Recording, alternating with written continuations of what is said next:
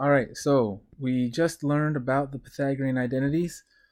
Now we're going to look at how we can apply them in actual problems to determine trig function values. I will say I went fairly quick through that video. I know there's a lot of writing going on there, so please take your time to go back and rewatch that video if you're unsure about anything. So anyhow, now let's look at applying those into actual problems. This is exactly what your homework is going to look like tonight, just applying the identities to problems like this. So it's real straightforward. It tells us we have the cosine function value. Cosine of theta is equal to negative 3/4, and theta is in the third quadrant. Pay attention to your third quadrant. Find the 5 remaining trig functions. Hopefully it's obvious that that means sine theta, tangent theta, secant theta, cosecant theta, and cotangent theta. Okay, so once we find sine and tangent, we know we can just find the reciprocals by flipping the fractions over. So we just have to find sine and tangent. All right, so it's going to end up looking really similar to the problems that you did in chapter 1. You remember the last problem in the chapter 9. The last problem on the chapter 9 test, you were given the coordinates of a point and you had to find the radius and then find all 6 ratios. It's going to be a pretty similar process here. In fact, you could do this problem the same way if you wanted to. But now that we know the Pythagorean identities, we can expedite this a little bit.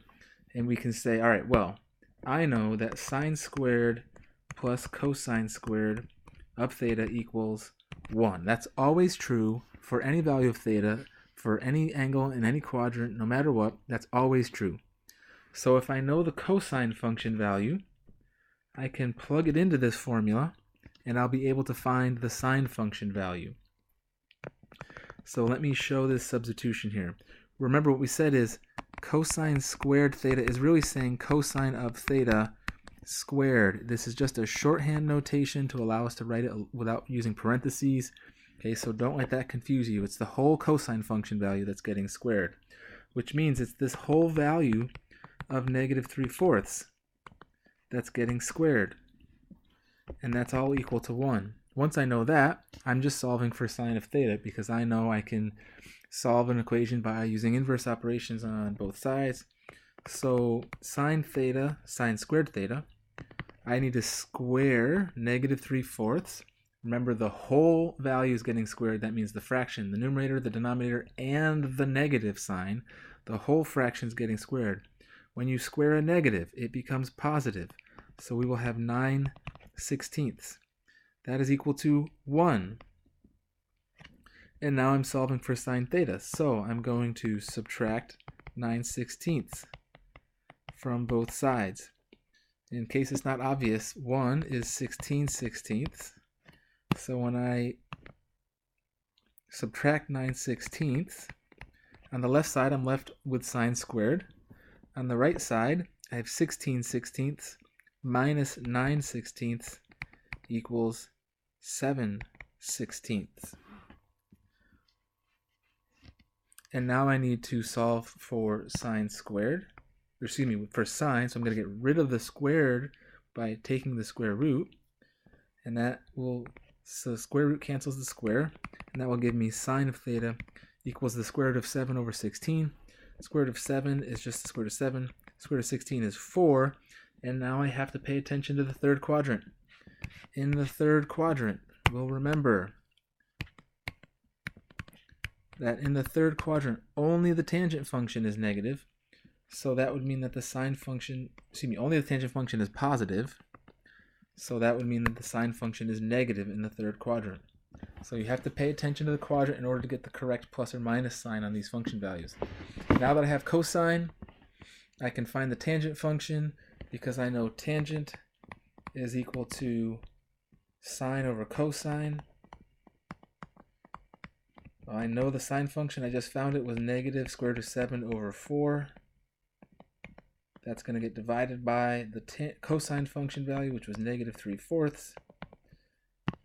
The denominators will cancel each other, the minuses cancel each other, and I'm left with positive square root of 7 over 3. So I have the sine function, I have the tangent function, and now I just need the reciprocal functions. We know that cosecant is the reciprocal of sine, so I'm just going to flip the fraction. That will give me -4 over the square root of 7. And rationalize this if you'd like. That's a good idea to rationalize. Please do rationalize. Ask a friend if you've forgotten how to rationalize. So we get -4 square root of 7 over 7. Secant is the reciprocal of cosine. So I'm going to take this cosine value and flip it over. -3/4, its reciprocal is -4/3, and there is my secant value. And then lastly, cotangent is the reciprocal of tangent. So I'll take the tangent value and flip it over, and I get +3 over the square root of 7. If I rationalize, I get 3 square roots of 7 over 7.